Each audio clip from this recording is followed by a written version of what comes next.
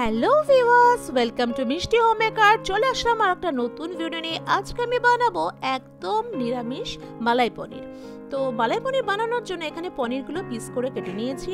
ম্যারিনেশনের জন্য আমি দিয়ে দিলাম নুন, জিরের গুঁড়ো, ধনের গুঁড়ো আর অল্প কিছুটা কসুরি মেথি। তো এইভাবে কিছুক্ষণ আমি আধ ঘন্টা মতো ম্যারিনেট করে আমি রেখে দেবো। তো মালাই পনির যেহেতু, তো মালাই ছাড়া তো হবে না, তো তার জন্য আমি এখানে টক দই ফেটিয়ে নিয়েছি আর তার মধ্যে বেশ কিছুটা ফ্রেশ ক্রিম আমি নিয়ে মিক্স করে রেখে দেব। দই আর ক্রিম কিন্তু একদম ফেটিয়ে মিহি করে রেখে দিচ্ছি।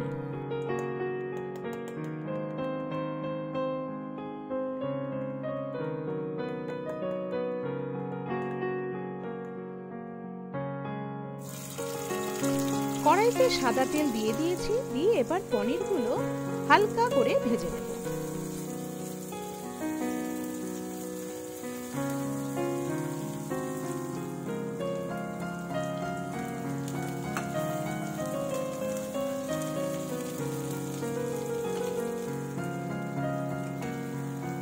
পনির ভাজা হয়ে গেছে, তো সেগুলো তুলে একটা সাইড করে রাখলাম। কড়াইতে তেল দিয়ে দেব। গ্রেভির জন্য আমি কাজু বাদাম, চালমগজ আর পোস্ত বেটে রেখেছি। তেল গরম হয়ে আসলে সেই পেস্টটা দিয়ে দিলাম। ভালো করে নাড়তে থাকবো যতক্ষণ না উপরে তেলটা ভেসে আসছে।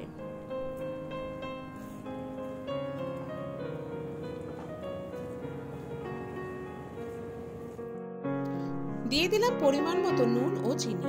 টক দই যেহেতু ব্যবহার করেছি, তাই টক ভাবটা ব্যালেন্স করার জন্য মিষ্টি কিন্তু দিতেই হবে।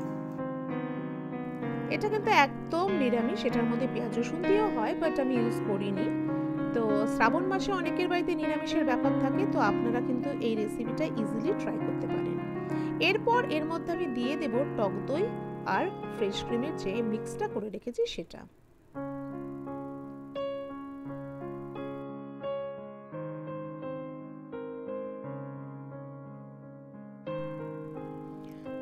সবকিছু মিক্স করছি। এরপর এর মধ্যে আমি দিয়ে দিলাম পনিরগুলো। পনির দিয়ে তারপর সবকিছু আমি একসঙ্গে 5-7 মিনিটের জন্য ঢাকা দিয়ে ফুটতে দেব।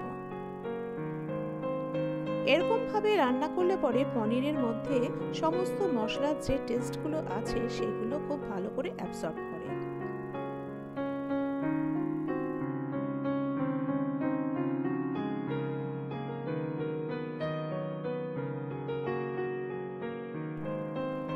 বাটিটা ধুয়ে গ্রেভির জন্য অল্প পরিমাণ জল দিয়ে দিলাম। এই রেসিপিটা কিন্তু একদম ড্রাইও হয় না বা বেশি ঝোলও থাকে না, কামাকা হয়। তো সেরকম ভাবেই আমি জলের পরিমাণটা দিলাম। 5-7 মিনিটের মতন ঢাকা দিয়ে ফুটতে দিলাম। তো আমাদের এখানে মালাই পনির একদম রেডি হয়ে গেছে। ভিডিওটি ভালো লাগলে অবশ্যই লাইক, শেয়ার এন্ড সাবস্ক্রাইব করবেন। চলে আসবো আরেকটা নতুন ভিডিও নিয়ে। ততক্ষণের জন্য টাটা।